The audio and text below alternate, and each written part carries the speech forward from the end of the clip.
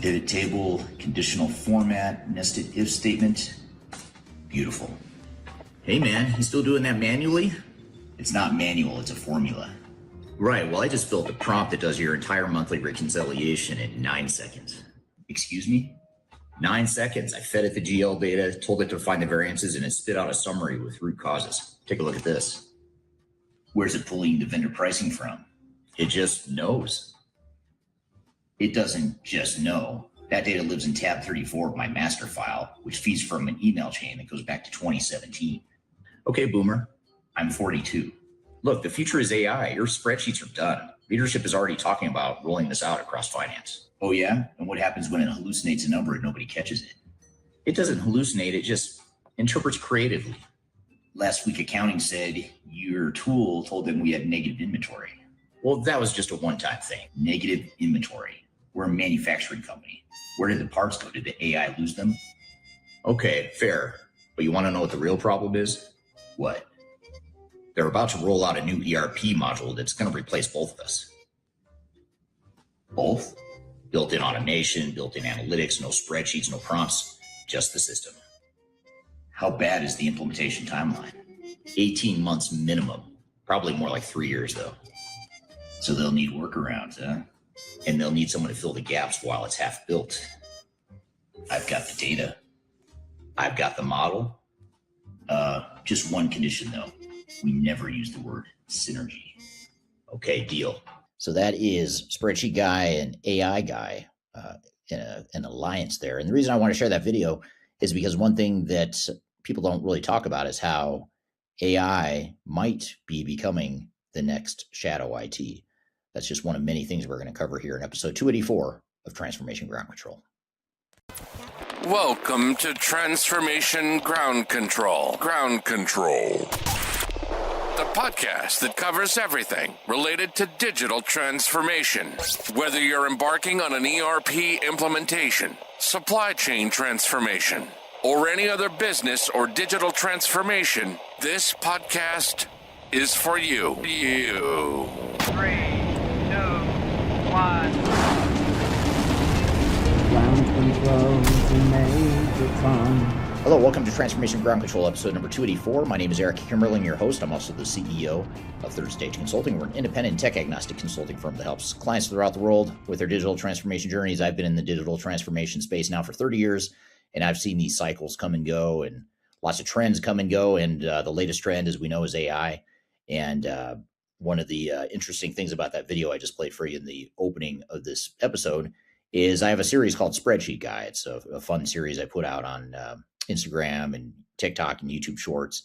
And it was meant to follow this character named Chaz, who's known as the Spreadsheet Guy because he's the guy that has all the tribal knowledge and the tools and the heroics and the spreadsheets and everything required to make sense of a very disparate and siloed enterprise tech landscape. And despite the fact that he's got crappy tools, he has a way to get it done. And the reason I like this video in this particular episode that I just played for you is because Chaz is oftentimes the symbol of a deeper problem, which is there's a lot of shadow IT in the form of spreadsheets and other technologies in organizations. But what I think is happening right now, and it's really interesting to watch it unfold in real time, is I think a lot of companies right now are unknowingly and unwillingly investing in the next round of shadow IT. You think about all these different companies out there that have no standard way of using AI.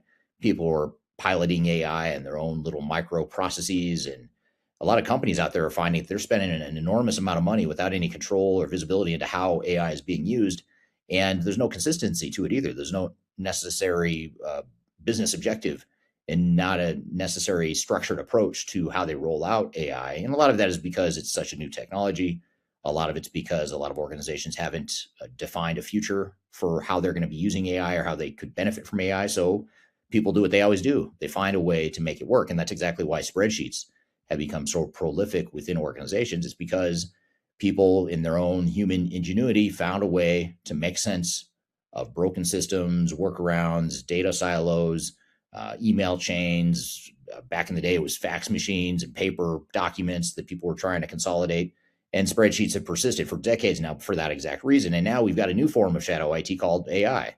And I'm not saying AI is going to be relegated to shadow IT. It will eventually become a very material part of technology and business strategy going forward. But for right now, it seems to be such a haphazard approach that organizations are falling into that trap of investing in a tool without any real direction, which leads to shadow IT, which is really hard to untangle. And it creates a bunch of technical debt. And as much as I hate that term, I see a lot of companies that are investing in the next round of technical debt, but they think they're actually eliminating technical debt because they're investing in something cool and sexy like AI. So I'm curious to hear from you if you're seeing that within your organization. Are you seeing this shadow IT emerging in the form of AI? Do you have a spreadsheet guy within your organization? Maybe you have an AI guy, a guy that's out there just throwing spaghetti at the wall with AI tools to see what works. I'd love to hear your feedback in terms of what you've seen within your organizations. So I'm excited for today's episode. We're going to have Emma Roloff on the show. She's going to be on to talk about change and how fear actually goes up the organization. Resistance to change and fear is oftentimes focused on the end users, the end employees, but actually it starts at the top. We're going to get into that later today. We're also going to have Natalia from Oracle on the show, and we're going to talk about agentic AI and where we are in this journey to agentic AI. I had a chance to meet with her just recently, and we're going to bring her on the show as well.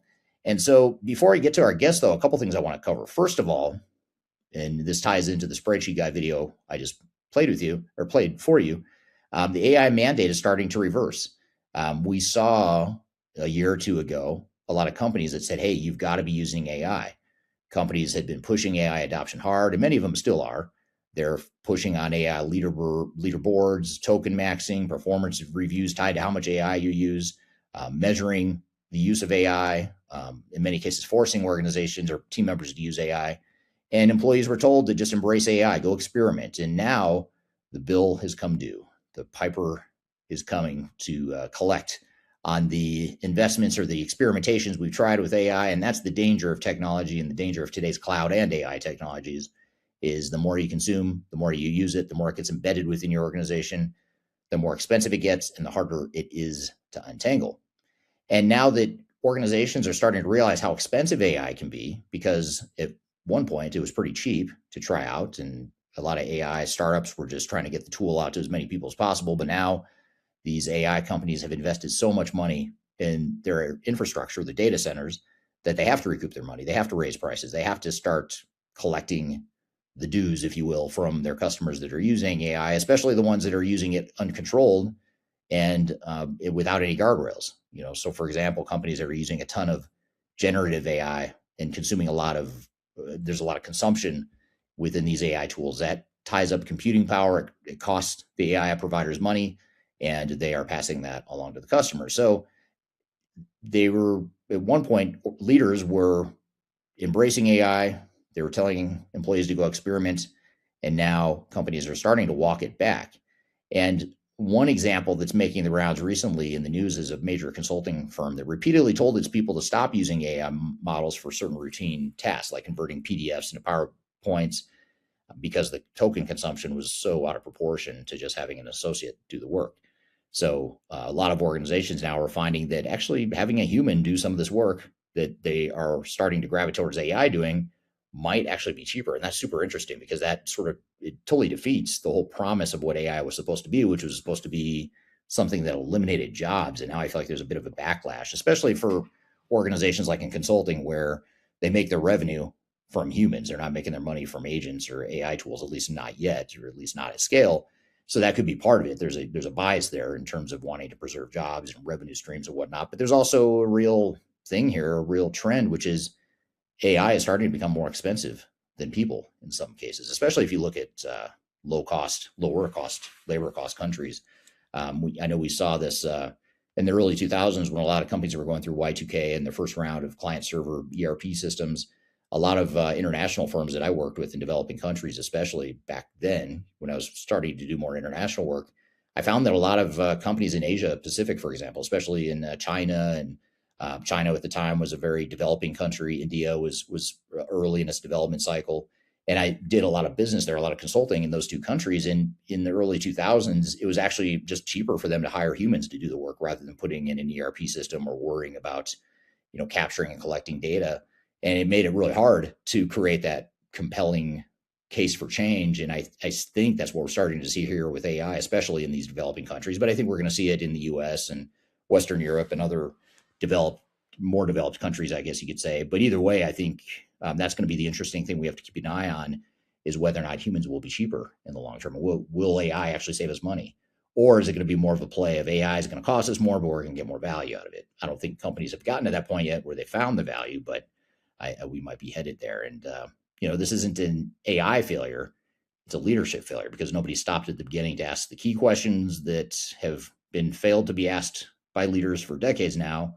And that is, what problem are we actually trying to solve? And it's really easy with AI. It's so cool. Such a cool disruptive technology that it's really easy to look at that and say, I don't know what the problem is, but let's go all in and just try it. And that's what we're seeing a lot of organizations do. And I think that's going to be a challenge for organizations going forward. So that would be my takeaway here, is if you're implementing any sort of technology, including AI, but not limited to AI, you just have to ask yourself, what problem are we trying to solve? Because technology is getting pretty expensive. It's not getting any cheaper. It's going to cost more and more over time. Especially with these cloud subscriptions that entail fixed ongoing costs, that's going to get real expensive real fast. So you want to have a purpose. It's going to serve you well with your long-term costs, and certainly with your value you get out of your investments as well. So today I mentioned I'm going to be joined by Emma Roloff. I'm going to bring her on here in just a moment after the break. She's the founder of Roloff Consulting, and she's one of the sharpest voices in the market in change leadership. And she's here to challenge something that most of us get wrong. And as I mentioned earlier in the episode, we treat resistance to change as a frontline problem, as if it's the people on the shop floor and the back office who won't get on board. But Emma is going to make the argument that the resistance starts at the top. And she's got a case study that will help enforce this point or reinforce this point. And then we're going to get into why executives are just as afraid as everyone else, and how that fear rolls downhill and can potentially wreck projects. So we're going to bring her on here in just a moment. But real quickly before we do, I want to invite you to join us in Denver, September 9th through 11th, for our Digital Stratosphere Conference. It's a once a year event that we do in person. We also offer virtual passes. You can join online if you're international, or if you can't make it to Denver, you can join remotely or virtually. But it's going to be September 9th through 11th. There's going to be a lot of great speakers there, including Emma. Emma will be a speaker at Stratosphere. We'll have about a dozen other speakers, a lot of great peer networking, good workshops, good lessons learned, good chance to learn from other peers and network with other peers that are going through the same journey as you. It's going to be September 9th through 11th. There's 3 days of no spin, vendor neutral conversations on ERP, AI, and digital transformation. And AI, or Emma, I should say, is going to be here at the conference presenting more of her AI survey data that she captured, that she's going to reference and talk about a little bit here. She'll give us a sneak peek of it here in the conversation today, but she's going to dive into that in more detail in her keynote at Stratosphere. So go to stratosphere2026.com. And if you want a 20% discount, use the promo code EARLYBIRD20 for 20% off, and tickets are limited. So we'll take a quick break. When we come back, we will bring Emma onto the show, and we'll talk about change management and how it starts at the top, or resistance to change and how it starts at the top. We've got a lot to cover. Stick around. We'll be right back with more Transformation Ground Control.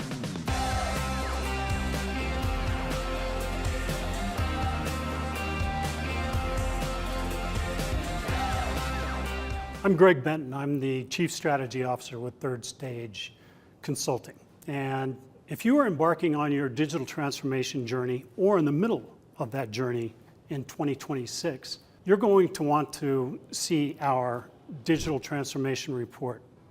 This latest edition really dives into a lot of the key trends that we're seeing in the marketplace and the ecosystem right now. It also highlights a number of the things that are happening with AI being an important component and integral part of the ERP systems that are leading the way right now. Also, the shift toward composable and best-of-breed cloud solutions is really accelerating the decline of monolithic ERP replacement. The opportunity to download the report is found at thirdstage-consulting.com. And you'll also find other tools that will help you in the initiatives and the business planning that you're doing for 2026. Don't leave phase 0 without it. Reach out today. I want to encourage you to read our Guide to Organizational Change Management. It's a free report or free guide that we publish. It's one that I actually wrote that talks about best practices and lessons learned as it relates to change management.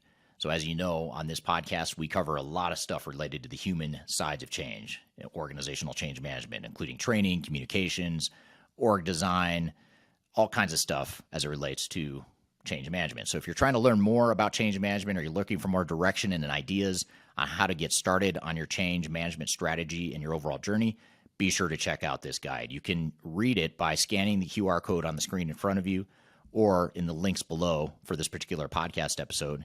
You can find a link to take you to the page that'll allow you to register to go ahead and download that and read it for free.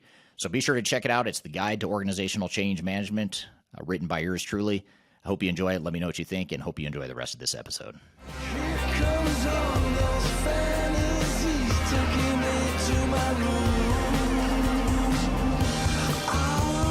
In cloud and digital transformations in 2026, leaders are trading short-term convenience for less flexibility and higher costs in the long term. This is a quote or a social media graphic I just posted on LinkedIn a few days ago, and really interested to hear what you think here, because one of the things that we talked about at the beginning of this episode, at the top of the episode, is we talked about spreadsheet guy and AI guy, and how there's, we're going to talk about resistance to change in this episode as well. But one thing that oftentimes gets overlooked at the top of an organization is how these decisions that are being made right now are actually limiting flexibility or creating less flexible foundations going forward, and how it's actually increasing costs in the long term.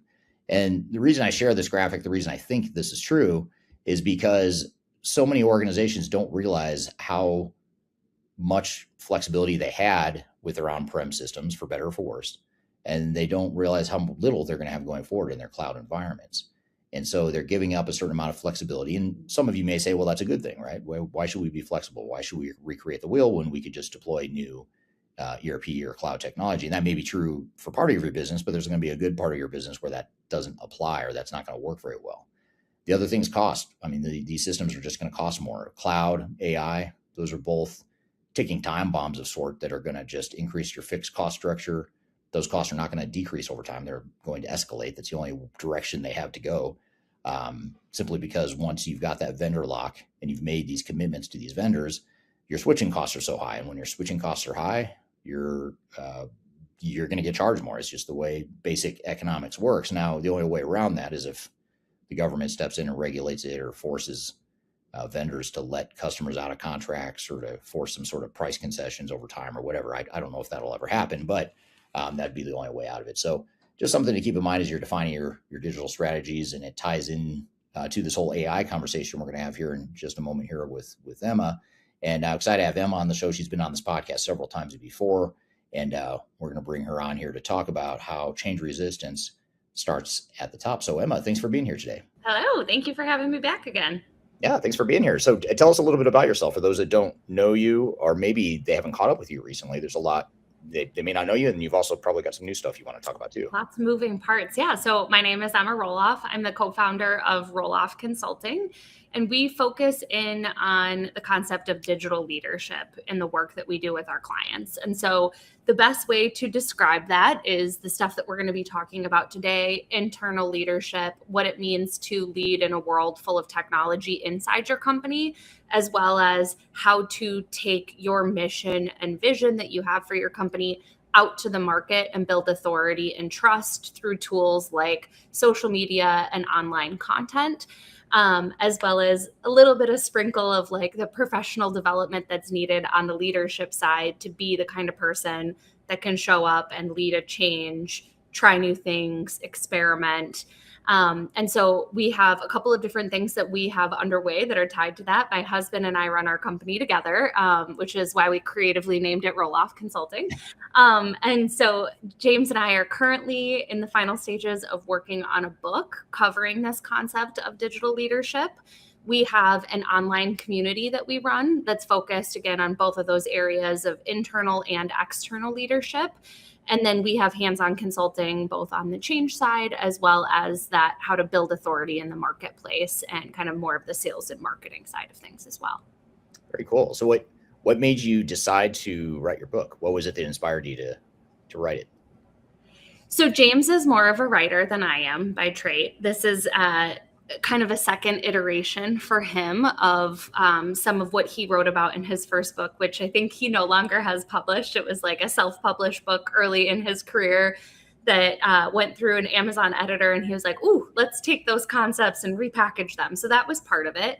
But the other piece is this concept of how internal leadership and external authority relate is something that both James and I are really passionate about. And oftentimes we don't see people talking about leadership and how you're showing up in the company and how you're showing up online and in your industry and building that authority as concepts that are linked together. And in our mind, especially on the sales and marketing side, when you're going out and you're talking to the world about what you do and what problems you solve and how you help your customers, it starts with that internal leadership piece and how clear you are on your vision, how you're working with your team, how you navigate things internally.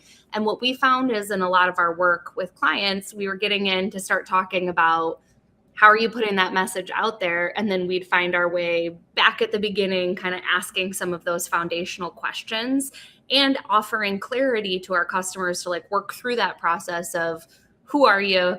Who are you helping? What problems are you solving? And how those things all flow together is something that we are really passionate about. And we don't necessarily see those topics being talked about side by side very often. Yeah, that's exciting. So that's coming out this fall, right? I think that's what you said. Nice. Very cool. And we don't have an official date yet because we're still working through the final edits of the book, but it will be this fall. Gotcha. Okay. Well, cool. I'm looking forward to it. And I know you're going to be at our Stratosphere event coming up in September. You'll be one of the speakers there. So I'll make sure to pop up a QR code that you can register for that or learn more about. In fact, I'll pop it up right now just so you have it in front of you. It's on the top left side of your screen here. If you're watching, if you're watching the audio only version, you can also go to the show notes below and you'll see the link to register for or learn more about Stratosphere. But while people are checking that out, I'd also love to hear what city and country everyone's joining from here today. I know this is a global issue. This topic has relevance no matter where in the world you are. I know cultures are different, but the whole issue with change management, I don't know about you, Emma, but I haven't really come across certain parts of the world that are really good at change and certain parts that are worse than others. It seems like a universally challenging concept that really transcends geographies and cultures. What are your thoughts on that? Yeah, I have yet to truly step into a company that hasn't had some sort of challenge when it comes to change. Now, even ones that do it very well still run into challenges from time to time because and I've said this many times, I think I've said it on stage at Stratosphere before in the past, technology implementations or market shifts or all of these other things, yes, can be difficult because of the technology or those components, but ultimately it all comes back to like the sticky part, which is human. And it's never going to look exactly the same, even if you're working with the same team through a change, depending on what other things are influencing their life, what other things are influencing the company at that time. The same team can respond to a change very differently, even if some of the dynamics are similar. And so I think that by nature, it's dynamic. And so it's hard to be like, oh, yep, this country's got it, or this industry's got it, because it's always evolving. Yeah, absolutely. Now, you, in the past, I think it was on this podcast, but not too long ago, you told me a story about a call you got from a customer who had to pull the plug on a credit memo project. You'd already spent months on it, lots of money, a bunch of teams that have approved the specs, and the business had estimated over $1 million in ROI. Then the executive sponsor changed, and the new one didn't want to deal with the people problems. Tell me about this case study, because this is a really interesting case study that was earlier in your career, but still very relevant to today. Yeah, that was like probably the first moment where the whole concept of like people, process, and technology and people being first, like truly, like I had my aha moment. I guess is the best way to say it in this scenario. And I think part of the reason that this one really hit me on like how important the people side is because this customer specifically was really good at redesigning process and thinking through how they wanted to use the technology to enable a new type of process. And so they were kind of like my gold star client that did a really nice job of thinking through like how to stop that, like, because we've always done it this way mindset. And they were an existing customer that we had a strong track record with. As you mentioned, they had done their ROI calculations to be over $1 million because they were going to be deprecating multiple software platforms through the project. it had like all of the key components of like, as a salesperson being like, okay, good job. Like we found the right one. We're helping them. We're moving in the right direction. We had already gone through a discovery process with this customer, had brought in people from all of the 6 different departments that were going to be kind of like coming together on one process. And, but the challenge there was that this company had grown through acquisition. And so they had 6 different credit memo departments. And each one of them had their own software platform. Each one of them had their own process. They all had different thresholds for when they would like issue a credit memo and when they wouldn't. And there were some that were very lenient. And so the company had a lot of money being poured into these 6 different groups. And it wasn't a situation where anybody was going to no longer have a job. It wasn't a situation where like it was like a big consolidation that oftentimes can have a lot of fear around it. It was strictly just getting people to part ways with the tool that they were using and come to agreement on how they were going to use the new tool. So the first executive sponsor that we did had done a really nice job bringing everybody together, fully explaining that component of like, we're actually understaffed. So we need all of you. No one is in danger of losing their position, but we do need to consolidate some of these platforms. There are tools that we can't support anymore with like the team that we've got on the IT side. And this is a platform that we're using across the business. So we're going to move in this direction. We had over 25 people in the room for the discovery, which is, you know, not an easy conversation to facilitate. We had gotten everybody in agreement with how they were going to move forward with it, kind of like watched everyone duke out against them, their coworkers for their process and why they should be doing things the way they were going to. And we had gotten approval on everything. And it was strictly just like, I'm sure a couple of people who were really loud, and the new executive sponsor came in. They had already bought the software. They'd already paid for more than half of the services. And because of that pushback and having to have some difficult conversations or work with the team to understand where they had concerns or what was going on, this new executive sponsor within a week of taking over the project just cut it and cut the, 100,000 plus that had already been put into the project, plus all of the ROI that comes with the successful implementation of it. And I, as anybody that gets that phone call of we're pulling the plug, it's like, well, hold on, wait, like, can we go back? Was it like, we're no longer happy with what the process is? Like, do we need to go back and have like another couple of conversations, or what's going on? And that project manager who called me was like, probably more frank than she should have been in that moment, and kind of really threw that executive sponsor like under the bus in terms of like, no, Emma, there's nothing we can do. He said he didn't want to deal with the people problems. And she was like, and there's no convincing him around that. It's just done.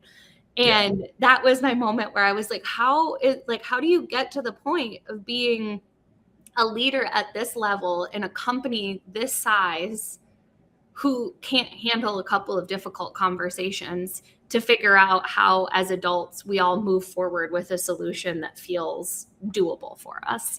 Yeah. And again, the process work had been done. The technology was there. It was a proven solution for them. It's not like any of those other components were getting in the way of it.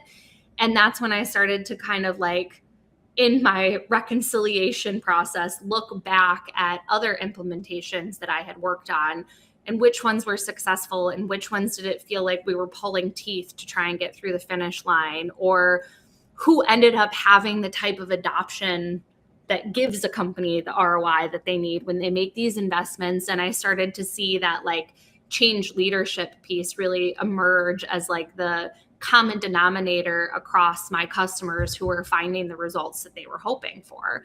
And so from there, the way I talked about change, the way I sold software, the way I had process discussions with our customers, it all started to kind of shift. And I started to really push hard on that concept of like change leadership and thinking through the different conversations and that people side that we needed to be having in order to be successful. Did you ever get a sense of why that executive sponsor didn't see a need for the change piece, or why they were so dismissive of it? Did you ever get a read on that? I think it was, they took on a lot in the restructure, because it wasn't like a large organizational restructure. It was like one senior VP being removed and someone coming in and taking over. Oh, okay. And I think it was, I've got so much going on. There's so many dynamics in front of me.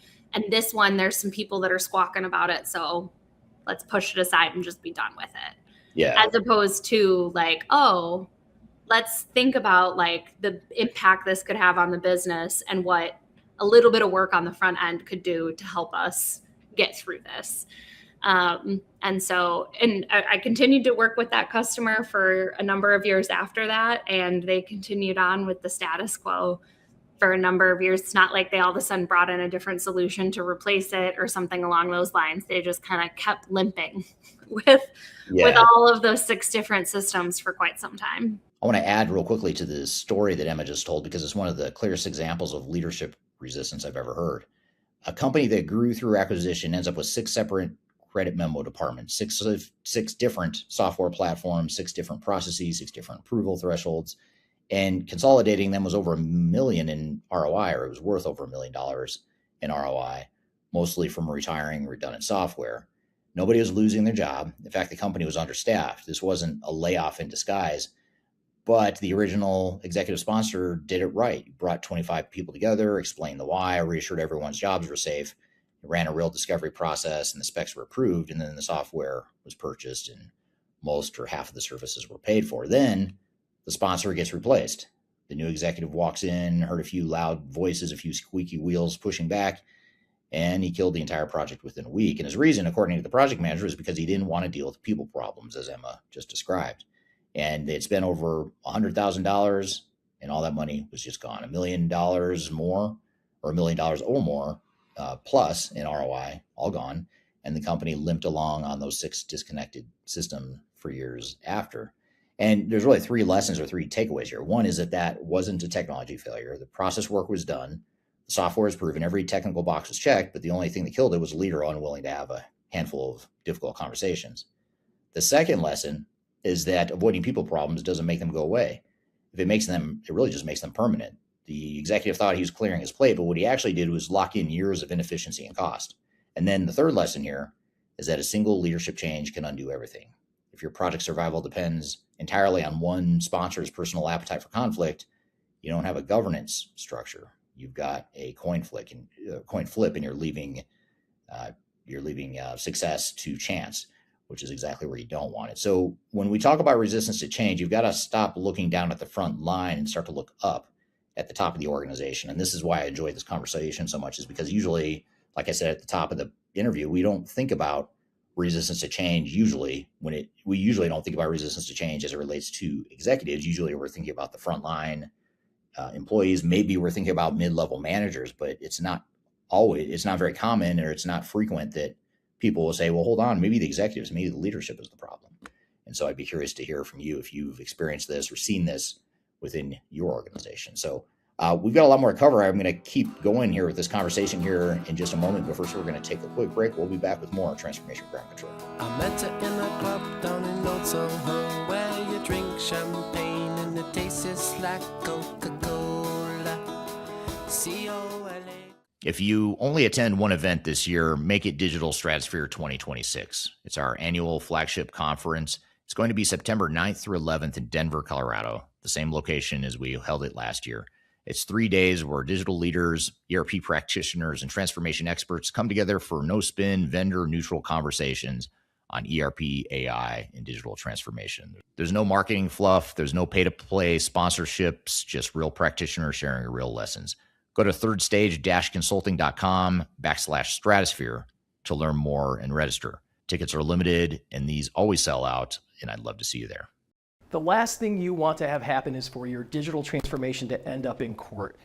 I've been doing this for 20 years, and I have seen everything. My name is Marcus Harris. I'm a software and technology attorney, focusing my practice on drafting and negotiating software-related contracts and litigating software disputes across the country. Feel free to reach out to us at taftlaw.com. We'd love to talk to you about the litigation process and what you can expect.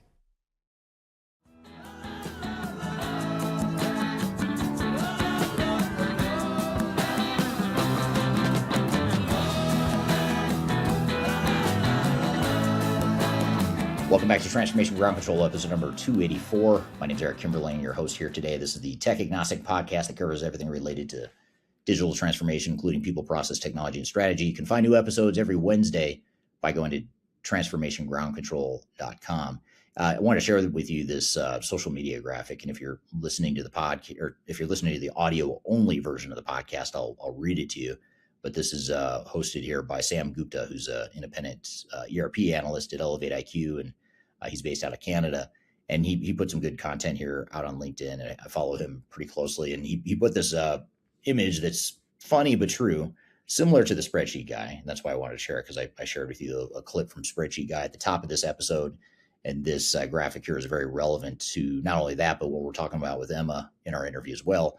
And it says every ERP implementation starts with optimism and ends with someone rebuilding Excel. And it shows on day one, people are excited, and there's a little whiteboard that says one system, clean data, better processes, big wins. And then by month 12, you've got a tired looking guy. The same guy is all tired looking. He's got stacks of paper and spreadsheets everywhere. And then it says plan version 27, final, use this one, .xlx. So, I think this is a symptom of, and I think we're going to see more of this, by the way, more spreadsheets. I foresee a lot more spreadsheets in the future, not because I think spreadsheets are cool or because organizations need more spreadsheets, but because of that limited flexibility or that lack of flexibility that I mentioned at the top of the podcast or in the last segment. I was talking about how the fact that ERP systems are relatively inflexible creates a lot of pain, a lot of chaos, a lot of noise. And that is just going to open up the door for people to use more spreadsheets, more AI tools, more systems that aren't sanctioned by corporate IT. And in some cases, it's okay. But in many cases, you just end up with a mess or a spaghetti bowl diagram of systems. So again, that's from Sam Gupta. Be sure to follow him. He's technically a competitor of ours, but I view him as a peer, and he's someone you can follow on LinkedIn as well.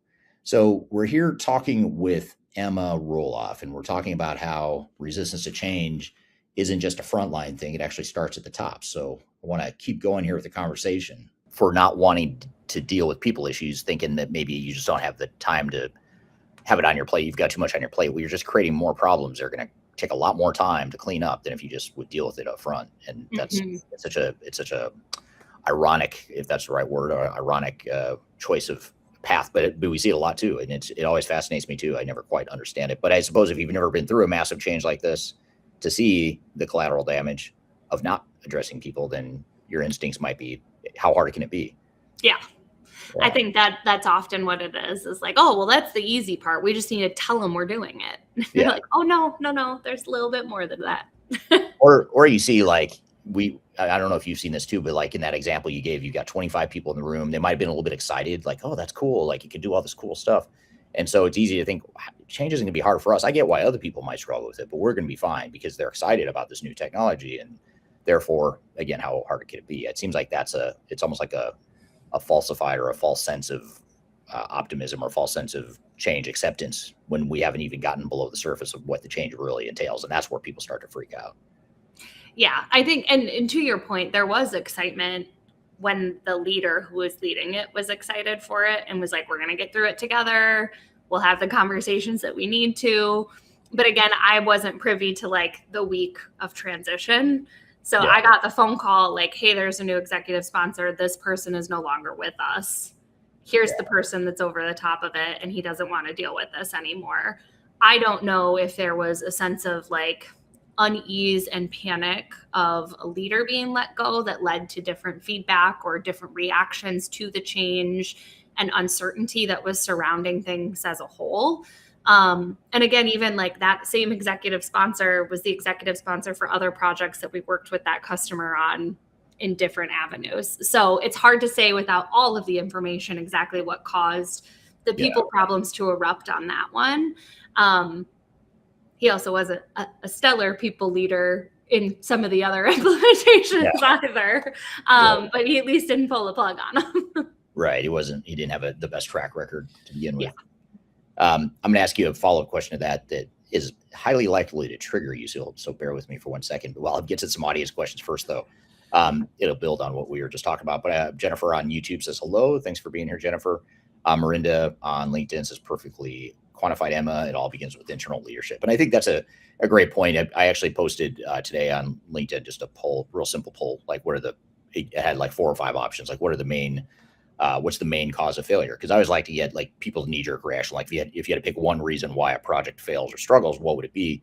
And there are a lot of people were commenting like it's really all the above, but it all stems back to leadership. And it was interesting to hear people say, which I kind of agree with, like if you don't have good leadership, you can't do all the other things that need to be done to make a project successful. We can talk about, governance and technical fit and all that stuff all you want. And that stuff is important, but a lot of times that's just a symptom of bad leadership that leads you down these paths of bad decisions that then cause other problems. But then you blame the wrong thing. You don't blame the leadership for the failure a lot. And it's a hard pill to swallow for companies going through, because it's a lot easier to point fingers at the vendor, which I know you came from the side of the vendor at one point in your past life.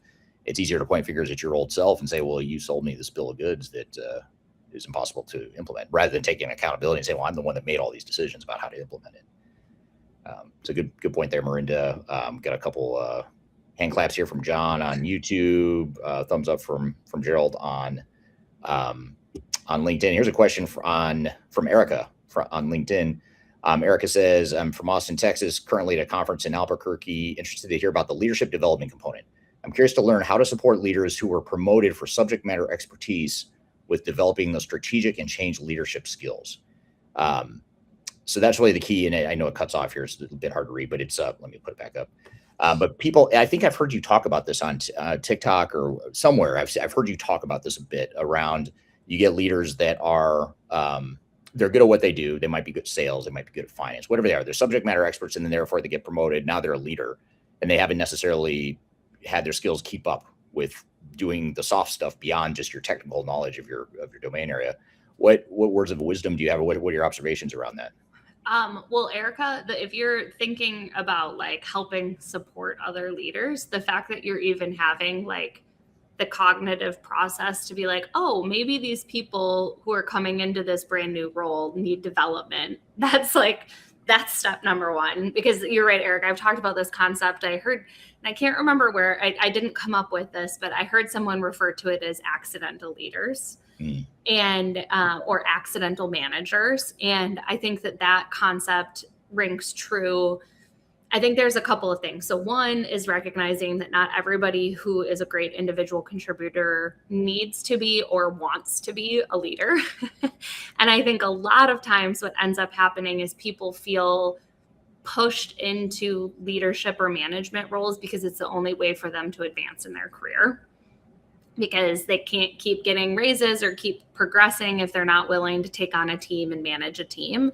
And I think that that's the wrong approach from the get-go. Now, if the person is actually passionate about working with other people and passing on knowledge and like is interested in the components of leadership and management that come with that next role, great. But I think part of it is like finding roles for people who maybe aren't interested in that, because that's not everybody's calling. I have many friends that have told me before, like, there would be no way, no how would I want to have a team below me. And they, that's just not what they are all for. They love being a developer, or they love being an individual sales rep. And so like it's recognizing that not everybody's meant for it. But then to the point where you've got the desire, I think that there's a lot of things that we undercut in terms of how much they can help us with like our soft skills. So, I talk about like soft skills development in one of the keynotes that I give regularly. And one of my older brothers came and he was like, you forgot one of the most important pieces. And he used to be an English teacher, and he was like reading literature and like forcing yourself to be in a different point of view and thinking about other people's emotions and other people's thought processes through things. I think I do this sometimes with like parenting, is like stopping and forcing yourself to then take on that other perspective and try to think through, if you were in that other person's shoes, how would you work through that? And I think as like working with somebody who is a developing manager, to have some of those conversations and kind of forcing them to think through these other perspectives, or talking them through your perspective for maybe why you're saying no to something or why you're making a decision that you're making. Those types of things build soft skills a lot. I think giving them opportunities to, one of the most helpful things for me when I was like learning sales and then also just like developing in my own internal leadership is like having the opportunity to take a stab at running a leadership meeting or a conversation with a customer in my situation with sales, where you run through it and then afterward you get feedback. Like these things that like a lot of times, and not like feedback 6 months later in a performance review, but like sitting down and actually coaching someone of like, hey, when you said this, did you notice the look that this person had on their face across the room? I know you were in it, but that's something next time I want you to try and pick up on, because that's a signal to you that maybe they were uncomfortable with what you put forward. Or did you see their body language in this scenario? That's something I want you to look for, because that means that they were like receptive to what you were talking about. And if you as like a leader have strong soft skills, like actually putting effort forth to coach other people on that and have those conversations so that they can like start to think through those dynamics themselves. Because if you're unaware of them, they just exist out there and you don't realize that they're things that you need to be paying attention to. And a lot of times I think we think through soft skills as something that you either have or you don't. Like you either pick up on body language innately or you don't. And it's like, well, no, that is something that you can learn. You either have charisma or you don't. No, there's small things that you can do that you can learn that make you more approachable from other people's perspective. And actually just spending the time to focus on those things, I think makes a really big difference. And my personal opinion on this is a leader taking that like coaching step and that mentoring step means a lot more than like, here's a subscription to LinkedIn Learning, go watch a course about soft skills, and like having it be applied to real life scenarios that you're going through and working through makes it a lot more meaningful for people that are trying to learn those skills, because they're interpersonal. Handing it off to like an e-learning module isn't the same as like having that anchor to a real life scenario. Now, Emma just named something that explains a huge percentage of failed transformations, and she called them accidental leaders. I really like this term. Once you hear it, you're going to start to see them everywhere. I think you'll start to recognize these accidental leaders when you run into them. And perhaps you have some examples of accidental leaders within your organization. But here's how it happens. Someone is excellent at their craft. They're good at sales or engineering or accounting or product development, whatever it is. And the only way we let them advance and the only way they get more money or a bigger title is to put a team under them and move them up the organization. So we as leaders promote them into leadership, whether or not they ever wanted it and whether or not they are equipped for it. And now we've done two damaging things at once. We've taken away a great individual contributor, and we've created a leader with zero preparation for the hardest part of the job, which is the people. And that's a big part of what we're talking about here today. And this is really, honestly, a big part of the root cause of why leaders sometimes are just ill-equipped or unequipped to handle big transformation initiatives, whether it's AI or ERP, digital transformation, or whatever it is. And so what do you do about it? Well, there's three things you can do in this accidental leadership scenario. One is you can stop making management the only path up. Not everyone wants to lead. I mean, some people like the leader that Emma talked about in the previous segment. And earlier in the interview, she's talking about the person that doesn't like, or the executive sponsor that didn't want to deal with people problems, so they canceled the entire project. That, who knows, maybe that could have been the right thing to do, but chances are high that there was a heavy bias there because the person just didn't want to deal with the people side of it. And that's understandable in some ways, because if you're an individual contributor and you're really good technically or functionally or whatever your domain expertise is, but you're not a good leader, you don't like it, then that's the kind of behavior you're going to see.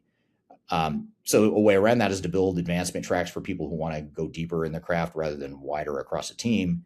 And that forces a great developer into management to give them, or that begs the question of how forcing a great developer into management to give them a raise is a bad trade for everyone. The second thing you can do about it is to treat soft skills as learnable, because they are. And this is something Emma really honed in on here. And she was saying that, we tend to think you either read body language or you don't. You either have charisma or you don't. And that's wrong. These are trainable skills.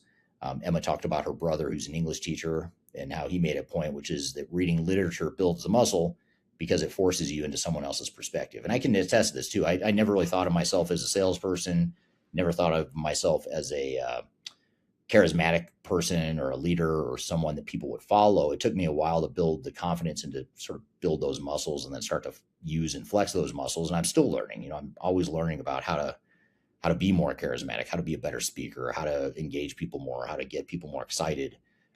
It is something that for me has been hard, but it is something that I've been able to learn. And I certainly wasn't this way early in my life, and I've got a long way to go too.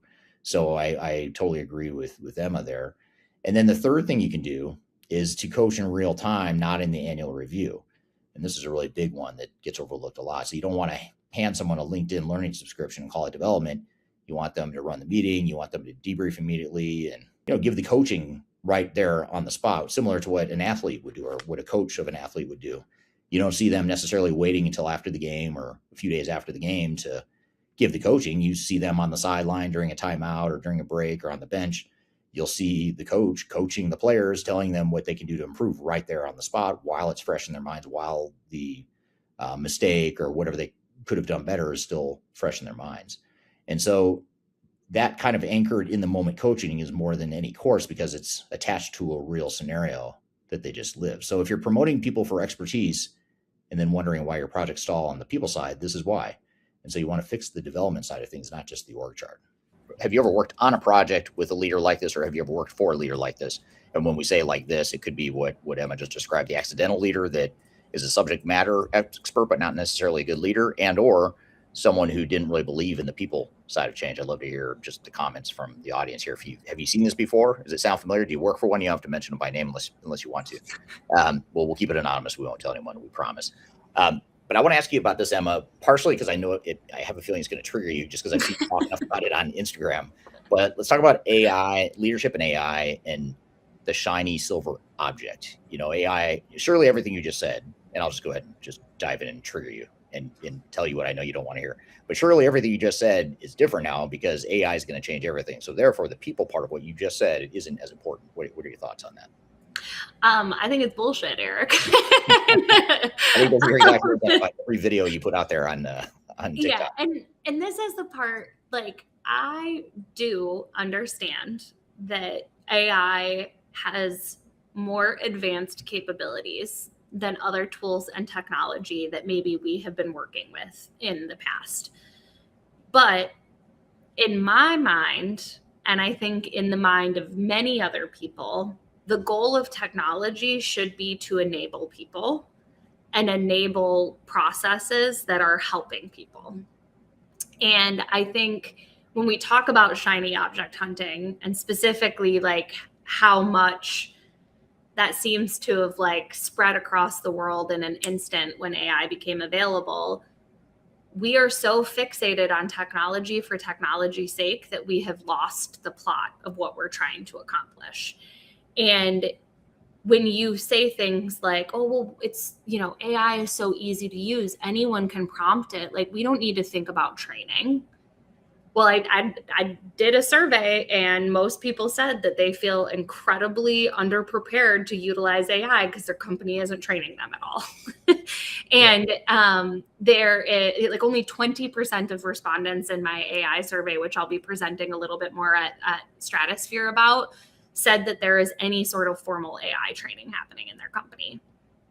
So, and then we look at things like token maxing and AI leaderboards and all of these other things that were designed just to have people experiment.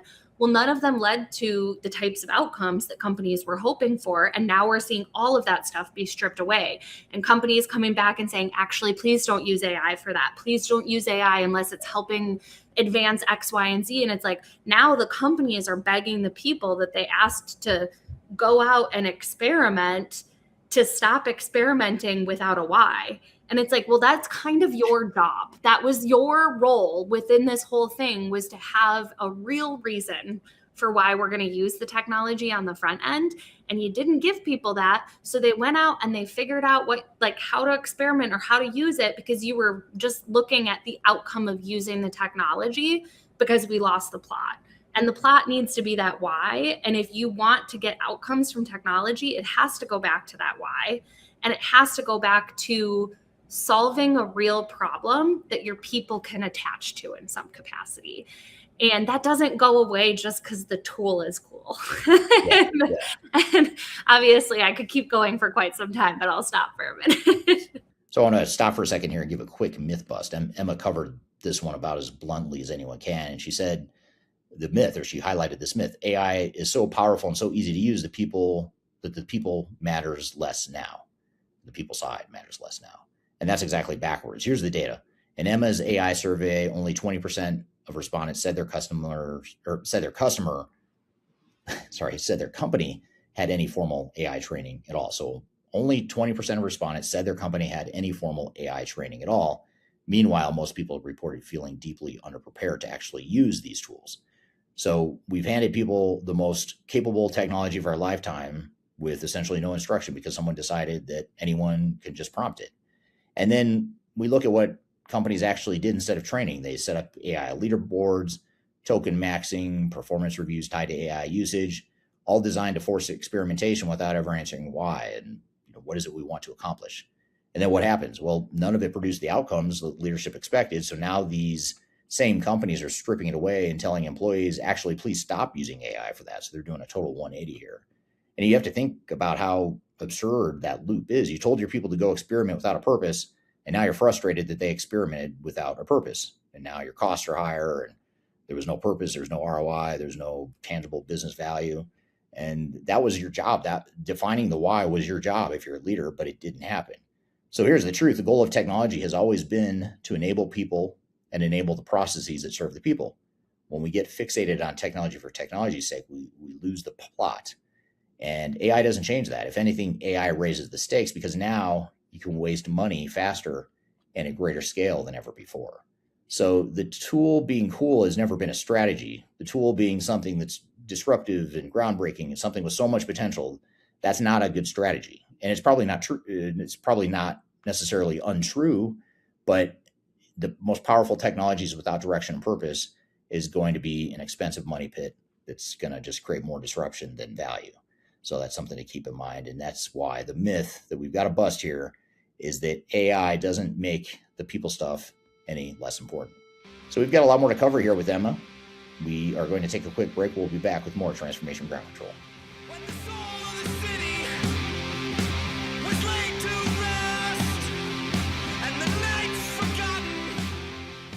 If you're about to embark on the jungle of digital transformation, check out my new book, Welcome to the Jungle. It's a book that just came out in late 2025. It's my second book, and it's a book that focuses on digital transformation failure case studies and talks about the lessons and takeaways from that.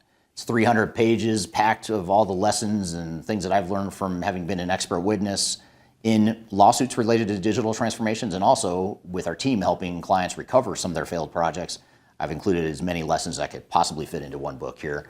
You can read this book. You can order it anywhere in the world in hard copy format, which is this format here. You can get it in paperback. You can also get it electronically as well. Scan the QR code right here or go to the links below for your copy. Hope you enjoy it. Let me know what you think. Are you looking for ways to promote your product or service to enterprise technology decision makers and influencers throughout the world, like the ones who listen to this podcast? Major Tom Productions creates media, events, and influencer marketing for B2B technology providers. Our productions are exciting, educational, disruptive, and effective. Most importantly, they create results. Our content is unlike any other in this industry, engaging, influential, and trusted by technology buyers and influencers throughout the world. Each month, our productions reach hundreds of thousands of targeted buyers and decision makers who trust and engage with our honest and tech-agnostic content. With long-tail viral results and engagement with our content, Major Tom Productions provides a way to reach your target market and create awareness, calls to action, and a connection with potential customers. So collaborate with us today. Learn how we can feature your product or service on podcasts such as Transformation Ground Control, Journey to S4HANA, and Journey to Dynamics 365. We can also feature your brand on our YouTube channel called Digital Transformation with Eric Kimberling, which boasts over 100,000 subscribers and over 2 million video views per year. You can also participate in our in-person events, including our Digital Stratosphere Conference. Contact us today to learn more. We can tailor a marketing campaign that works for you. We look forward to helping more people learn more about and become engaged with your brand.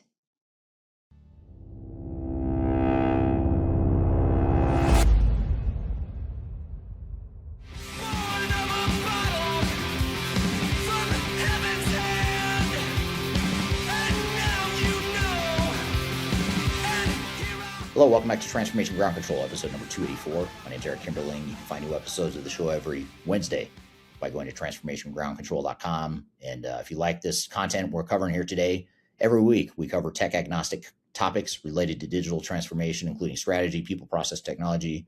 It's the no spin zone of digital transformation. So thanks for being here today. I think I've heard you talk about how, people, it shouldn't be a surprise that people are afraid or aren't super excited about AI when all the media and leaders are talking about how efficient it's going to make everything, how it can reduce jobs. And you also read all the sensationalist headlines about, 100 million jobs lost worldwide due to AI in the next 5 years or whatever. And you wonder why do you think people are afraid of AI? Why aren't they on board with it? Well, maybe it's because they're worried about losing their jobs, and they're worried that you're just going to take all their knowledge and now, put it in an AI model. Now you don't need them. But where I was going with that is I wonder, I thought of this when I first saw the Ford example, where Ford had to hire back a bunch of quality engineers because they tried to roll out this quality AI tool. It failed miserably. They had laid off like 350 engineers, put in an AI tool. The AI tool screwed everything up, and they had to hire back the engineers. But as you're talking about the tokenization and the consumption-based pricing and all that stuff, I wonder if it's going to get to the point in the not too distant future where it's like, actually, it's cheaper just to have a bunch of humans doing the stuff manually.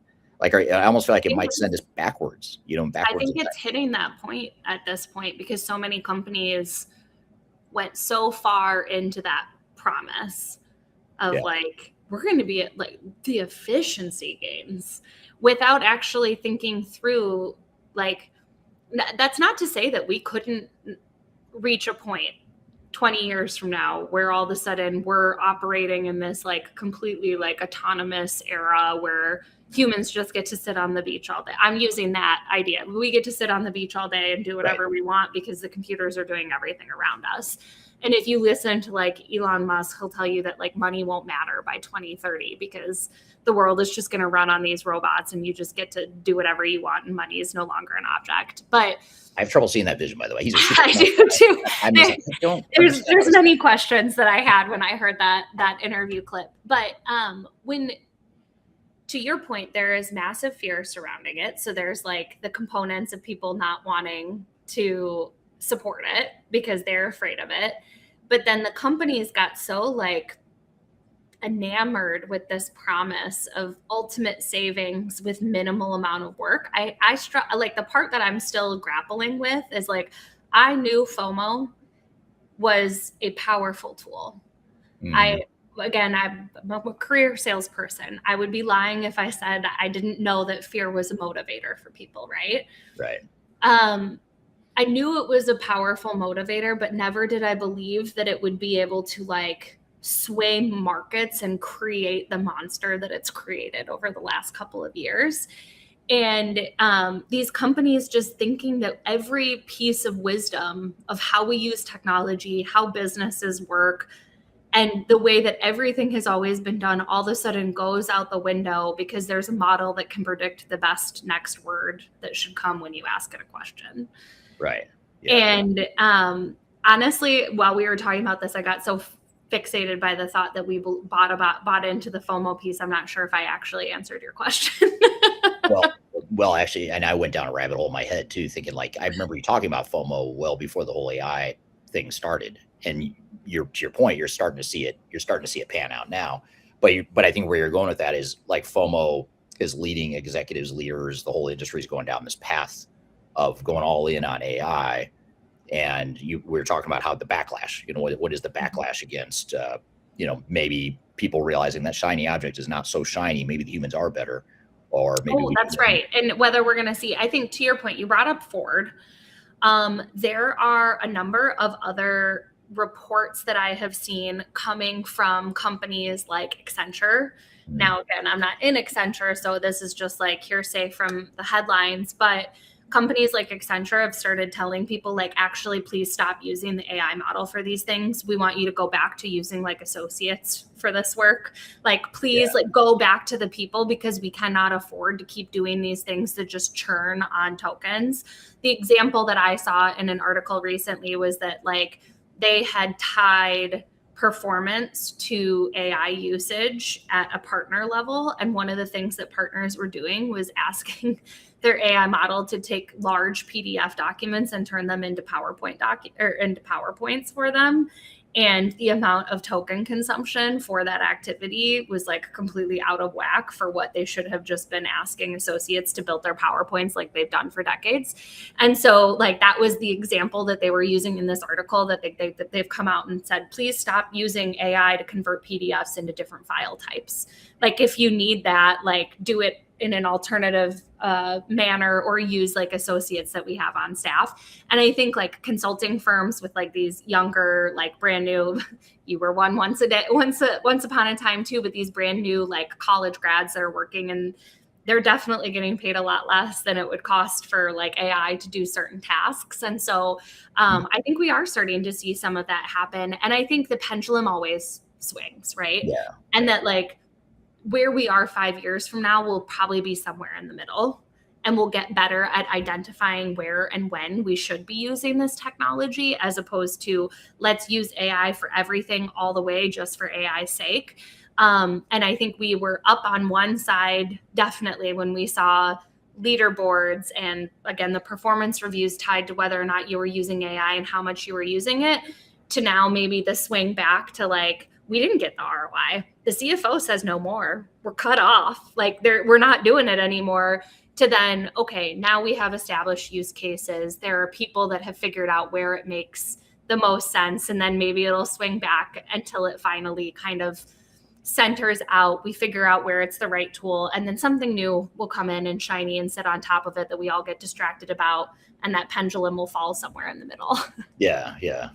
Well, what's crazy is how much money AI providers are investing right now, like in data centers and just in building out this infrastructure. Like Oracle spending, I think, $600 billion in the next few years, including in your neck of the woods in Wisconsin. They're building a big AI data center. But you look at the mass amounts of money that these companies are spending, and you understand why they have to recoup their costs somehow. But at the same time, there's this mad rush right now to go build all these data centers. It's driving up supplier costs, like the raw materials costs, because a lot of our clients actually provide raw materials to data centers, like the manufacturing side of things. So they're booming right now, but there's bottlenecks there and shortages and whatnot. So prices are just going to keep going up. They're going to try and pass that on to customers. A lot of these AI providers aren't going to succeed. A lot of them will fail, just because that's how these booms and busts always go. Mm-hmm. And the survivors will be left, and they're going to be holding a big amount of debt and capital spending on their balance sheet that they're going to have to recoup somehow. So I just don't see a world where this gets really cheap for all of us, or a lot cheaper, I should say. I think this is as cheap as it's going to be. And I mean, eventually it will, right? Like, if you look at Moore's law and like how like all of those things are still in place, and AI will eventually get cheaper if the infrastructure build out continues. Yeah. But there's also other components to this, that it's not just like straight, all of a sudden someday we have unlimited power and none of the consequences. There's like the resourcing components. There is the sheer amount of data, like at this point that, it's already, most of these models, at least the frontier models, are trained on almost everything that's on the internet. So then we'll start to see things like, all of a sudden, like, how do we continue to improve these models if they don't have additional data to be trained on? And then there's, of course, the theories of like what happens with the dead internet, which we've apparently crossed over into more bots and AI generated content than humans now. So how do we continue to train on the internet when there's more bots on the internet than there are humans? And how do you train these models to continue to get better when half of the stuff on the internet is AI generated? And so then we start to look at other problems beyond just the cost of compute, I think, that limit some of this. And that's why we start to see things like wearable devices being pushed at the level that they are, and other ways to collect data and do things to try and get these models to continue to progress. But we saw the boom and the acceleration that we did because it had the training data that was available. And now it's at a point where like there's more than just like compute costs that come into how expensive this is and what it looks like moving forward. Yeah. That's really interesting. Gerard on LinkedIn says great description. Jacqueline on LinkedIn says, when we don't understand AI's true capabilities over time, as it's in the early stages, how can companies provide true due diligence and responsibility training in the meantime? That's a good question. Like, how do you get people using AI the proper way, or in a way that makes sense and is best for the company? To me, it comes back to, again, this like idea of like, what problem are you trying to solve? And I know, Eric, you've seen me talk about this before, but I've had people like talk to me about, hey, what AI solutions should we be looking at? And being like, I don't know, what problem are you trying to solve? And then coming back with like, well, we got a directive from the board. And I've talked about that like conversation that I had with an executive on LinkedIn in presentations and social clips and stuff like that. And the amount of like people that I've had come back that have said like, yeah, like my executive team can't answer what problem we're trying to solve. They can't tell us why we're doing it. And it's because everybody has, and it all links back to what we were saying, there's this message that if you don't adopt, you will be left behind. And AI is this all-powerful, all-knowing tool, and your competitors are going to replace all of their people with it. And if you don't do it and you don't act soon, you're going to be the only one with these ineffective humans around that like, whew, no way are you going to be in business anymore. And then like they can't justify that they're doing it just strictly to be able to replace their employees, because who would want to support that? So then they just say something along the lines of like, well, we can't think that way, or we'll be left behind, but they don't have a real reason that they're doing it other than being told that they're going to be left behind. And so like when it comes to, maybe the answer isn't just using AI for everything. Maybe the answer is going and looking at use case specific tools that are available. Or even if you don't want to use a point solution, which I'm not going to ever fault someone for saying like, we don't want a collection of 1,000 point solutions around the company. Maybe you're looking at specific point solutions and then going back to your team and talking about like, is this a problem that we have? And is this a problem that we could solve with AI? Or scrapping looking at solutions first and going and talking to your people. What are the things that we have trouble with? What are the things that we could do that would improve the customer experience? What are the things that you're spending tons of time on that if you weren't doing, you could pay more attention to the customers, or you could finally catch up on your workload? And then once you have those conversations, use cases start to emerge and you start to think through, okay, this is the problem that we need to solve right now. This is the benefit we're going to get from it. Is AI the right tool for it? Maybe there's another technology out there that's more inexpensive and you'll get the return anyhow. But like going through that process of starting there. So I think rather than like, how do we use it just for the sake of using it, where do we have problems and how do we solve those problems is the way that we need to be thinking through that question. Yeah, absolutely. Makes a lot of sense. And one thing that I've heard you say too is that you've said in the past that the fear of losing your job doesn't stop at the front line. It goes all the way up. And we talked about, the executive, we started off the discussion talking about the executive that didn't believe in and didn't want to support and did not support the people side of a big financial transformation. But in general, something you talk about, which is interesting, is the concept of afraid executives. You talk about accidental executives or accidental leaders, but what about afraid executives? What does that look like? And what do you mean by that when you talk about the afraid executives? Is that the FOMO thing or is it something different? I think it's tied to FOMO. And like going back to the concept of fear, everybody has fears and that doesn't stop. And that's a human nature, right? We're always going to have what if scenarios in our mind. There's always going to be things that are playing in the back of your head. When you are an executive, you're still a human. Those things don't go away. Who you answer to changes, right? Like you are no longer necessarily beholden to 3 layers of bosses above you. but maybe it's one layer of a board that can cut you and take your livelihood out from underneath you. And so there's still fear associated with that. And more often than not, I feel like FOMO definitely is like a part of that equation. But FOMO also, like that message of like, you need to act now or you'll be left behind. Now is the time. That message trickles down to everybody. Everybody hears it. Everybody's afraid of it. So that means at the top level, the board is hearing that and they're looking to their executive team and they're saying, what are you doing to respond to this? Yeah. And there's a fear that if you push back to that message from the board and say, well, hold on, let's stop for a minute. What problems are we trying to solve? Or why would we do this instead of why would we break from the strategy that we've got to jump onto this bandwagon? There's fear of, oh man, what if that's right? What if I don't act and we do get left behind? Then I'm out of a job. And then there's like the next wave of fear that comes with, oh gosh, I'm the person that needs to decide what solution we're using. Oh gosh, I'm the one that decides where this goes. Well, let's just do what everybody else is doing so that at least if it fails, I can point over there and say everyone else was doing it. And then I've got something, or we've talked about this before, Eric, like, oh gosh, it's my job to make this decision. Why don't I bring in a management consulting firm so that if it goes wrong, I can point the finger at them? And all of these decisions are typically rooted in some type of fear. And the fear doesn't go away just because you have a big paycheck and a fancy title. Those things are still there. And so they impact the decisions and the things that are being made.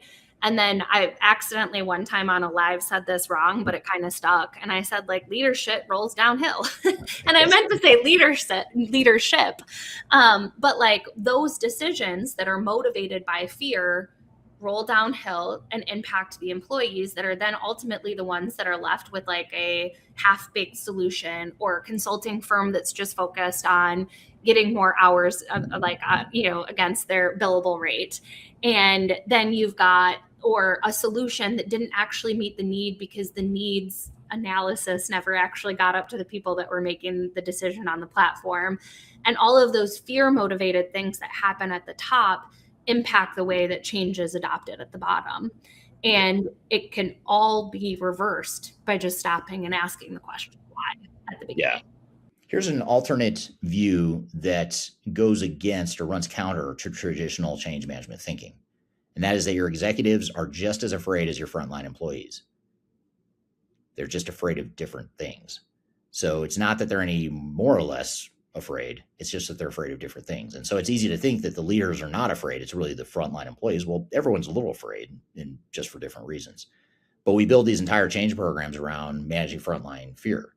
Things like, will I lose my job? Will I be able to learn this? Will my role still matter?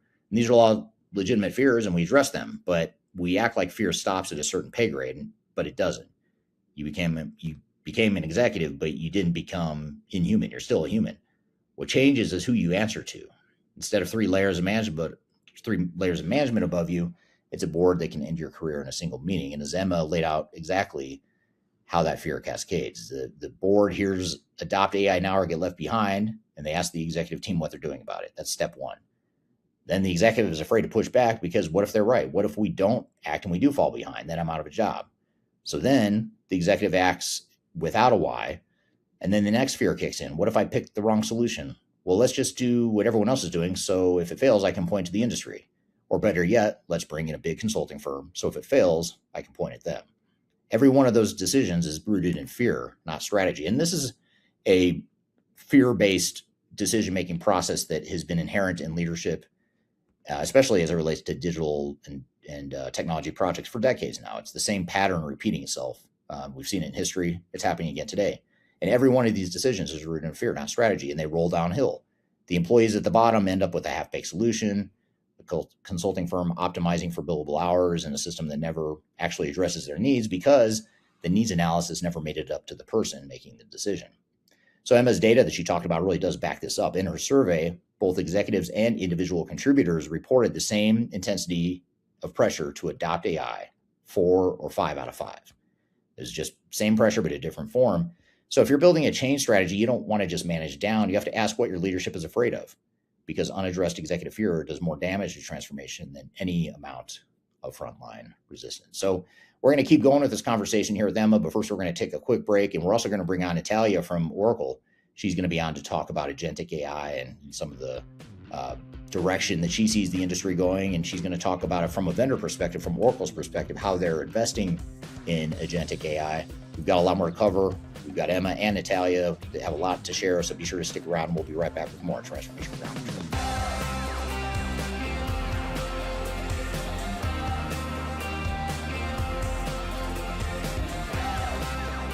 I'm Greg Benton. I'm the Chief Strategy Officer with Third Stage Consulting. And if you are embarking on your digital transformation journey or in the middle of that journey in 2026, you're going to want to see our digital transformation report. This latest edition really dives into a lot of the key trends that we're seeing in the marketplace and the ecosystem right now. It also highlights a number of the things that are happening with AI being an important component and integral part of the ERP systems that are leading the way right now. Also, the shift toward composable and best-of-breed cloud solutions is really accelerating the decline of monolithic ERP replacement. The opportunity to download the report is found at thirdstage-consulting.com. And you'll also find other tools that will help you in the initiatives and the business planning that you're doing for 2026. Don't leave phase zero without it. Reach out today. The last thing you want to have happen is for your digital transformation to end up in court. I've been doing this for 20 years and I have seen everything. My name is Marcus Harris. I'm a software and technology attorney focusing my practice on drafting and negotiating software-related contracts and litigating software disputes across the country. Feel free to reach out to us at taftlaw.com. We'd love to talk to you about the litigation process and what you can expect.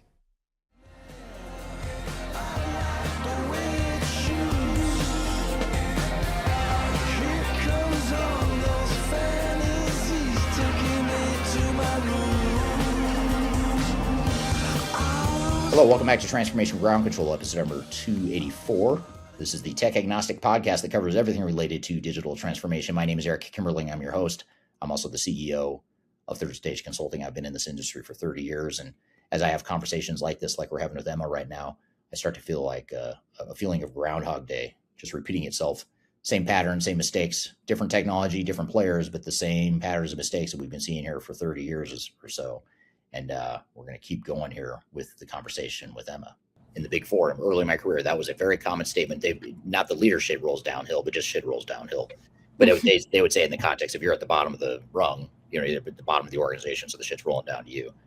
So a little bit different meaning, but it's still very true. And it's interesting too how you mentioned that people, even at the top, the higher paid people, the shiny, the big paychecks and cars and all that stuff, they still answer to people. And it is amazing how many boards are just saying, we don't care what you do, how you do it. We just need AI. We need more of it. It's kind of like that Saturday Night Live skit where they just say more cowbell. It's like more cowbell, and they keep playing. And Will Ferrell's like one of the guys playing the cowbell. And to this question, the thing that I think is really interesting, when I did my AI survey, I called it the AI vibe check survey. So it was me asking people, and I asked them to identify, like, are you a leadership or leader in a leadership role or an executive, or are you like an individual contributor? And that was the one question that I asked was, how much pressure are you feeling to adopt AI on a scale of 1 to 5? And that was the one answer across the board from both groups. The majority of both executives and individual contributors identified that they were feeling either a 4 or a 5 out of 5 in terms of pressure to adopt AI. And it was both at the leadership level and the individual contributor side. So the pressure takes different forms, but it's being felt across the board at the same level, no matter what role people are in. Yeah. I'd love to hear from the audience too. Are you all feeling the same pressure too? Are you feeling FOMO, either at your level, up above you, below you, whatever? I'd love to hear your feedback on that comment. So thanks for that question. This is interesting too. You talked about bringing in outside consultants to potentially point the finger at or to use potentially as a scapegoat in these projects. But here's a different angle that I really like. This is from Joshua on LinkedIn. He says, it's also true that vendors do push the AI conversation with executives. So there's an element of FOMO, but there's also vendor interest pushing this. So I guess the question here would be, how much of it, you mentioned the board's putting pressure on leaders who are then putting pressure on the rest of the organization to start using AI or insert cool new technology here. This isn't just an AI conversation, obviously, but how much of it is external, do you think? Like, how much of it is coming from the big consultancies, the big analysts, and the people that are pushing their own agendas, and therefore it's translating into the board saying, yeah, we need that. We've got FOMO, and now we're going to force everyone else into this same FOMO cycle. What are your thoughts there? I mean, the technology industry, whether it's the tech companies, analyst firms, the consulting companies, they all are fueled by perpetuating the FOMO message. It's kind of like the fashion industry. Like the messaging to young girls that if you're not wearing what's fashionable, like, oh gosh, you're not going to have any friends, right. It's the same like marketing tactics and tools that these companies know exist. And I mean, all you have to do is look at the talk track of Sam Altman and Daria Amodei, and we mentioned Elon Musk earlier. His is a little less fear-based sometimes, but there is this like massive message out there of like, if you don't act now, like you're going to be behind. And even at the level of like, if America doesn't make these ethically gray decisions immediately and not regulate this, we're going to be behind. And so it's even happening at like the the government world level in terms of how we talk about this technology, that if we stop doing these things that you guys all say you're really uncomfortable with, someone else is going to do it. So we might as well do it too, because otherwise we're going to get left behind. And so if you just start looking at like any of the messaging that's coming from these CEOs and the way that they talk about this stuff, there is this like thread of like, you should fear what happens if you're not an early adopter. Yeah. And I made a post the other day talking about this, but like, to me, it's like a continuum of like being an early adopter doesn't necessarily mean much unless you're doing it with high intentionality. Right. And when you talk to people, I can't even tell you how many times I've sat down in meetings where I'm talking to executives and they're like, we want to be the Uber of our industry. We want to be the Netflix of our industry. And, they name like, we want to be the Amazon. They name all of these companies that are synonymous with early adoption in our minds. And like, completely redoing the game in their industry. But when you look at those companies and the way that they were formed and the way that they started, we'll use Netflix as the example. Netflix said, we want to come up with a better way to entertain people inside their homes. They didn't say, we want to be a streaming giant that uses AI and algorithmic suggestions to hook people onto binge watching in their house. Right. That's what they did. And they figured that out, and good for them for getting this really successful business model. But they didn't start with streaming. They started with DVD delivery because they wanted to improve the at-home experience for entertainment. Yeah. And then because they had a purpose for their company and a goal for their company, as technology evolved, they said, how can we apply that technology to what we're trying to accomplish?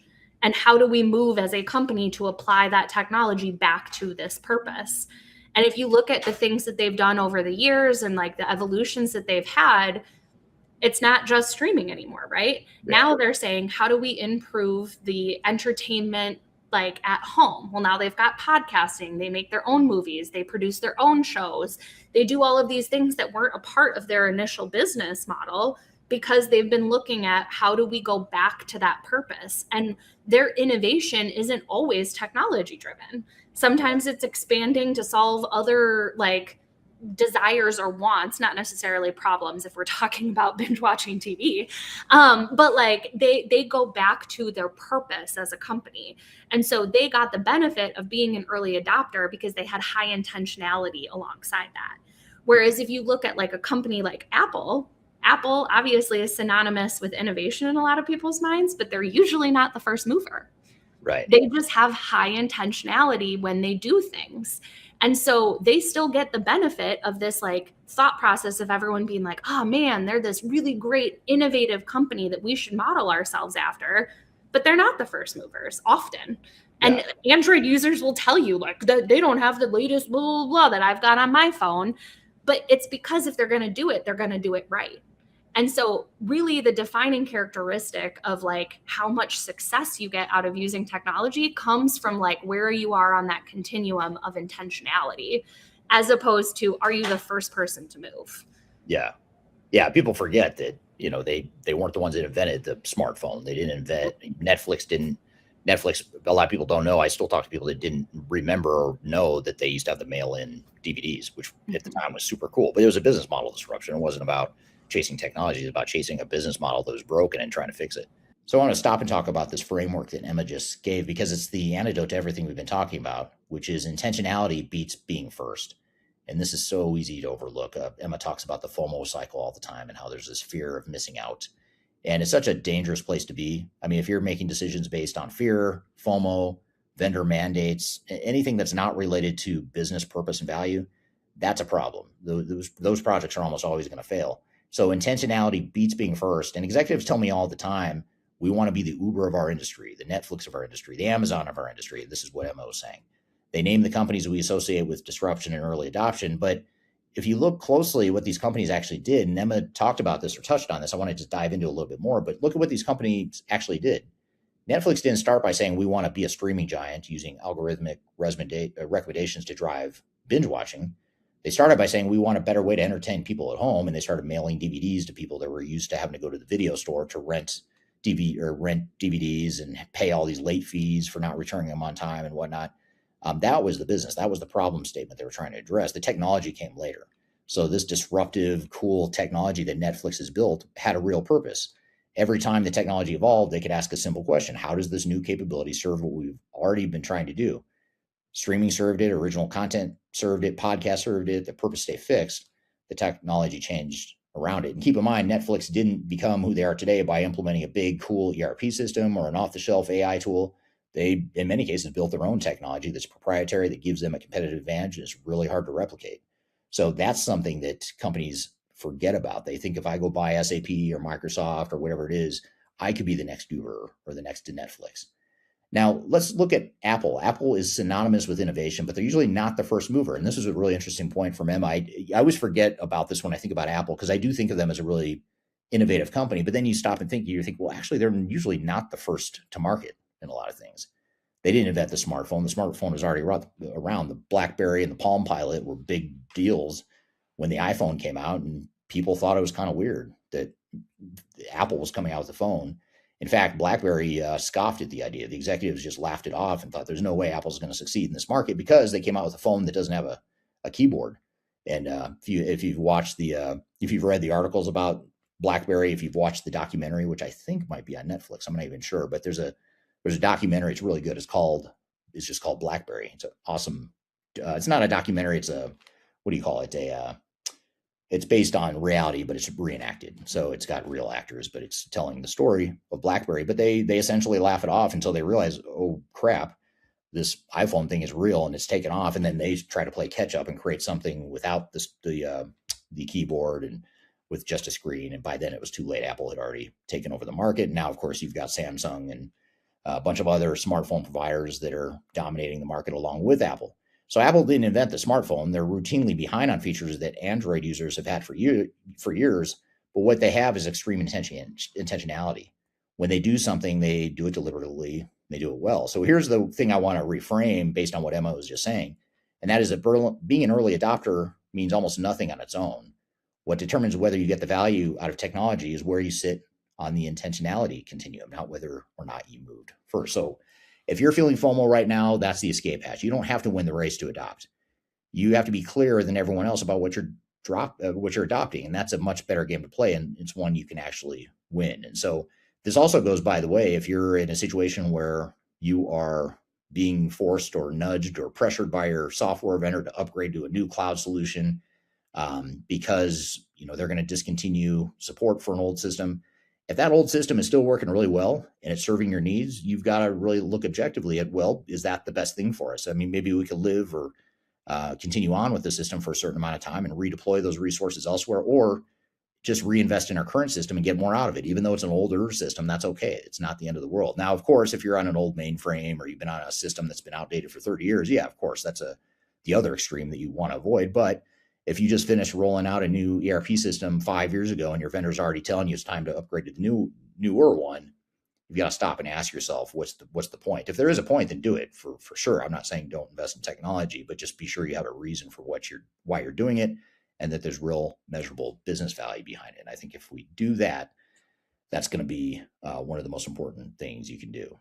If you're advising an executive team or project team and they just don't quite have the budget or the focus on the people side of things that we're talking about here today, what's your advice to them? What do you do? I don't think you need a big budget. I think you need to just care.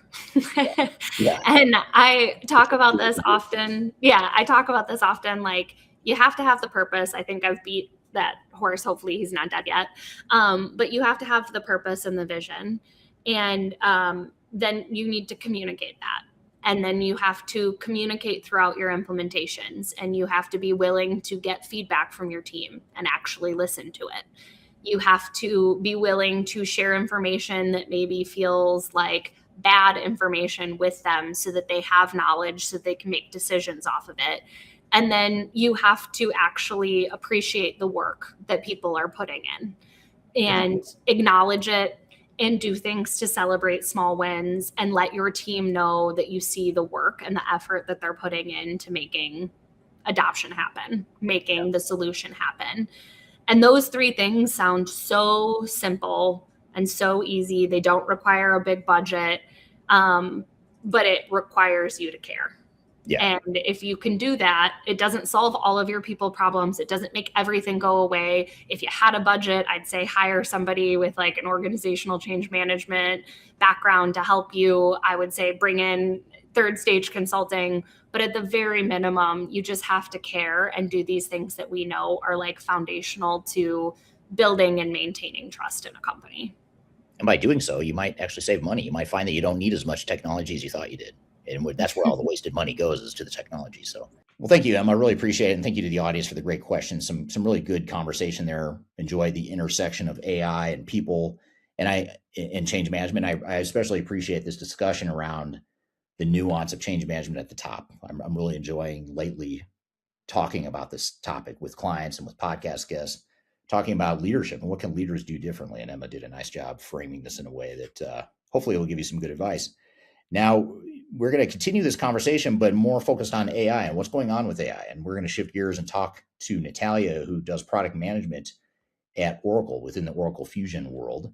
And she is on the front line of developing some of the bleeding edge technologies and the agentic AI solutions that Oracle is engaging in right now. So I'm really excited to have Natalia on the show to really dig in and get a sort of a lay of the land, an update on where the industry is from a vendor perspective. So Natalia, thanks for being here today.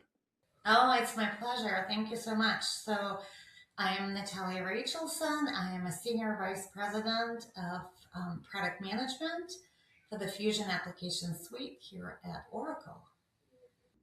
Okay, great. Well, good to have you here. And I'm sure you see the inside and how the sausage is made in terms of these applications and cloud and AI and all the stuff that we're going to get to here today. But, I know that Oracle is a leader, one of the leaders in agentic AI, and every vendor's talking about it, but you guys are really investing heavily in it.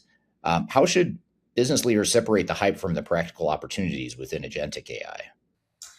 Well, there is so much on the market right now and so much buzz, and AI is everywhere and everybody's talking about AI, but not all AI is made the same.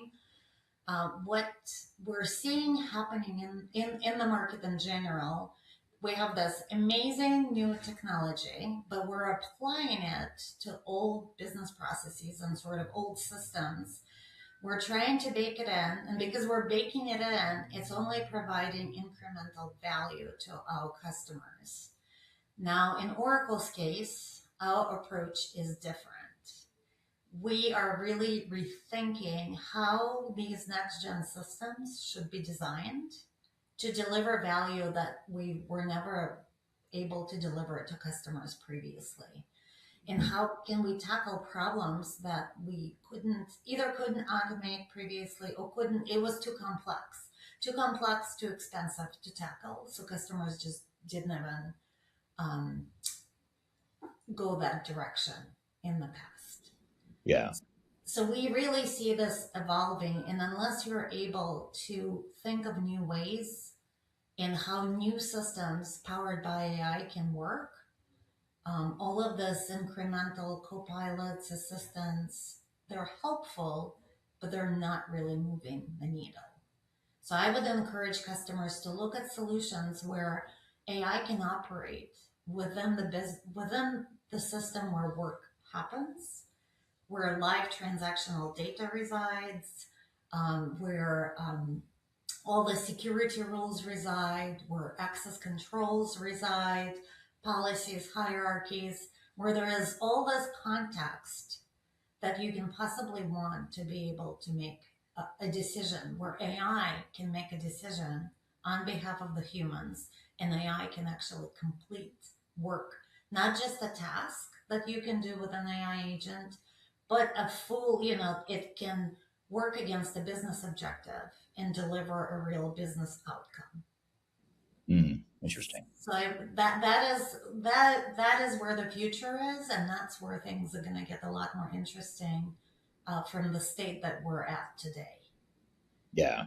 Well, I could even give you, self-driving example, right? So the self-driving capabilities we've been sort of exposed to them for a long time, but Teslas, and there's been sort of an autonomy dial. How much autonomy do you want to give to your self-driving cars?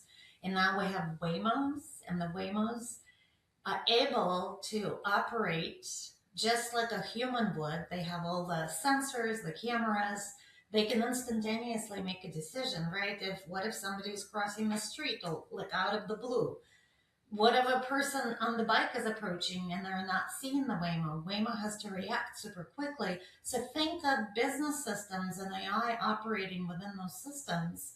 AI needs to have a lot of information and access to rules and policies and controls and live data in order to be able to operate like a Waymo within an enterprise business environment. If you had to estimate, this may not be a fair question because I doubt you have an exact number, but if you had to estimate the percentage of companies out there that you're working with that are actually ready to take full advantage of what you just described and having the data and the foundation in place to support AI, what would you say it is roughly? So I think our customers are in a very advantageous position. Many of our customers run multiple parts of their business on Fusion. So they run finance and HR, or maybe finance and supply chain or procurement, or a sales, service, and marketing. So many of them already have data in one place and data in the system of record. It's not data we certainly want data from data lakes to add the richness of context, but you need that live transactional data that's defined in a single way for AI to be able to operate properly. So at this point in time, about half of our customers have done something with AI. Many have rolled out Gen AI, just kind of earlier Gen AI use cases for like simple authoring of goals or performance reviews or item descriptions. We also have started to see customers adopt AI agents. We've got different types of AI agents. We have RAG agents. We have sort of agent teams. We have workflow agents. So customers have been rolling them out where they are advising a benefits policy advisor or a procurement policy advisor. That's gotten rolled out pretty widely. We have customers who have implemented AI agents and workflow agents for service scenarios where AI is crunching through service requests and are the first line of defense sort of in responding to customers.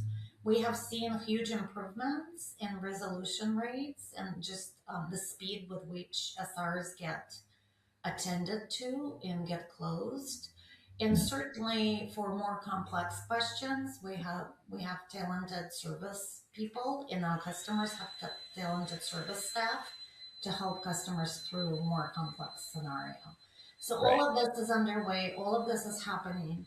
We just released back in March our first set of agentic applications. 22 agentic apps across the Fusion suite. So we've got agentic apps available for finance, for HR, for procurement, for supply chain, for manufacturing, sales, service, and marketing. Every area has a few agentic apps, and these agentic apps are really fundamentally different. These are the apps that where we've got teams of agents, each with its own specialty, working together against the business objective. So I can tell an app, hey, I want to reduce my days sales outstanding by 3%. I want to improve my renewal rates by 10%. I want to improve my service inquiry resolution time by 25%. So the employees need to know the business very, very well to give the app the right business objective. And then the app does all the reasoning and thinking using all the rich context and all the data within the policies, within the security, within access control. And the app basically comes up with a conclusion. It shows you a plan for how to achieve it. And if you want to insert human in the loop, then a human makes the final judgment call on whether a given plan should be implemented. But the app can see the whole thing through and accomplish a business objective and deliver an outcome. So it's a very different way to engage with software and to think kind of the contract between humans and software. It's really changing in front of our eyes, and we think that many roles will get redefined in this process. Gotcha. Yeah. It seems like a lot of jobs are absolutely changing as a result of AI, and IT modernization in general is having a big impact on people's jobs. What are organizations struggling to move, or let me rephrase it, of the companies that are struggling to move from AI experimentation or pilots into enterprise-wide adoption? What are the challenges that they're facing, moving away from pilot mode into enterprise scale of AI solutions? What are the biggest challenges? Yeah. So I think this is back to some of what we talked about in the beginning, that not all AI is created equal. Mm-hmm. Some AI doesn't operate in the system of record. It's sort of, a lot of it is add-on, so like kind of a side. I mean, it's even called Copilot. It is somewhere next to you. It is not inside the system. So you see, again, it's incremental benefit. And when you see incremental benefit, you start to think whether the cost is worth it. You also see a lot of our competition is charging for everything and anything AI related.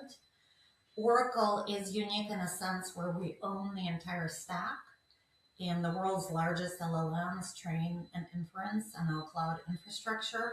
As a result, we're able to offer a lot of what we call sort of embedded AI, as well as more advanced AI at no additional cost to customers, right? It's included in their existing subscription, where things where we get into the additional sort of dollars is where customers are using frontier models, much more sophisticated models with deeper reasoning. For example, for agentic applications, you need frontier models in order to be able to execute the very complex scenarios that we talked about. That's when you see some customers will incur additional costs. But I think because you can start with low-hanging fruit with Oracle Fusion without incurring any additional costs, that's how you get comfortable. You basically get incremental benefit, but you get it at no additional cost. You understand how AI works.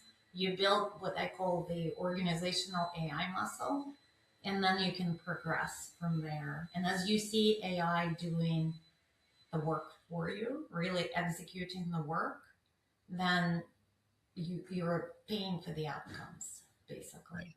Right. Okay. Yeah, that makes a lot of sense. And it's interesting what you're saying about the entire tech stack being owned by Oracle and how that enables better, learning models or better AI training models. So Super I interesting. mean, we offer ChatGPT OSS, the open weights model, at no additional cost.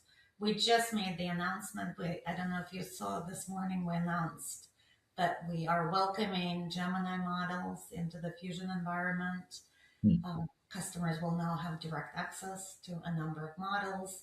Again, there's lower end models, higher end models, and a lot will be included. And if you want more advanced capabilities, those come with additional costs. Yeah. Well, that's good. That's good news, I'm sure, for a lot of people. You know, the costs are tied to outcomes. So the more you get out of the system, you do have to pay a bit more. Yeah. Yeah. So what, in addition to you were talking about how Oracle is the, one of the few ERP vendors or AI providers that owns the entire tech stack, which is really interesting. But are there other things or other mistakes or considerations that customers should be thinking about as it relates to incorporating AI into their ERP or overall digital transformation initiatives? So user training is a big one. So getting user buy-in and then working with the user community. Some of it does not require extensive training at all, but it's just their experience changes and giving them heads up about the change in the experience. Once people start to get AI assistance, they love it because you no longer have to write the long emails. You can let AI do it. You no longer have to write the tedious item descriptions. AI can help you do that, right? You can get AI assistance through the performance review process. Not everybody loves to talk about themselves and write the 1,000 things that are required as part of the performance review. So it's getting your hands on the AI experience. So once you see it in action, especially with Fusion, people start to appreciate what they get. Yeah. The other thing I would say, what we've heard from customers is the whole compliance aspect and security. Customers have formed governance boards around AI, and the governance board usually reviews all the different software companies using and various AI capabilities. So our advice is to get Fusion approved as a whole, all the capabilities built within Fusion versus going feature by feature, because you're going to be falling more and more behind going through that compliance process that way. Right. So just get a blanket Fusion approval, and then you can move a lot faster. So that's, the compliance review boards is where things get bogged down. Yeah. Interesting. Now, looking ahead, how do you see AI changing the role of ERP systems and enterprise applications over the next several years? Well, so we are moving from what we call systems of record to ERP becoming a systems of outcomes and really a system of work where AI completes work on behalf of its users. The other thing I will say is, in case of Fusion used to be a suite, a full suite of applications on a single data model with security and all sorts of things. We have now become an AI native development platform. With the launch of AI Agent Studio and all the additional capabilities we've been adding, Agent Builder, Agentic App Builder, we've added capabilities. We now serve as business users that can use no-code environment to create agents or agentic apps, to professionals who work in Codex, so Claude Code or VS Code. We're offering them an option to stay where they're at, use the tools they're comfortable with, but we're giving them a Fusion plugin so you can stay in Codex or Claude Code, but using that Fusion plugin, you can develop a Fusion agentic app, solve a complex enterprise problem, and deploy the app straight into Fusion from one of these external development environments. So it's a very exciting, it's a super exciting time in our industry. It's awesome to be an AI builder. It is awesome to be an AI user. on the business side of things, and the speed of change and just the sheer velocity of innovation that I see happening is completely unprecedented. I've been in this industry for a while and I've never seen anything like this.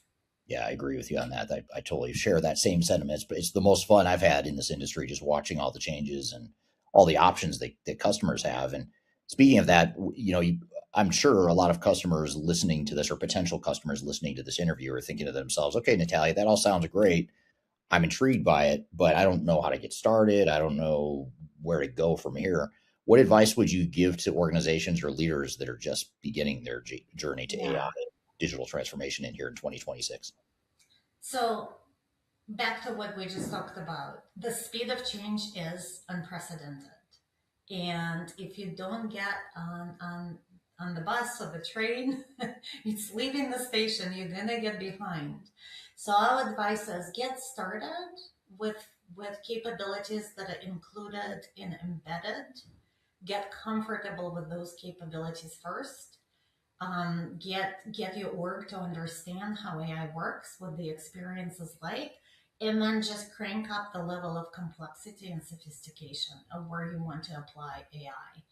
Find the other aspect is find things that bug you down. Find things where you can, it's been a known problem for a while, but you can, it's an amazing use case for AI. Like look at the full process, pick a process, pick your pain points, and start with AI there. Either use agentic apps or agents that are already pre-built, delivered by Oracle. You can use agents or agentic apps developed by our partners through our AI agent marketplace, or build your own. We very much encourage innovation. We are giving you the most powerful tools. Same tools we use internally, we've now made available to our customer and partner community. You can now solve any business problem that you want. And I just don't wait.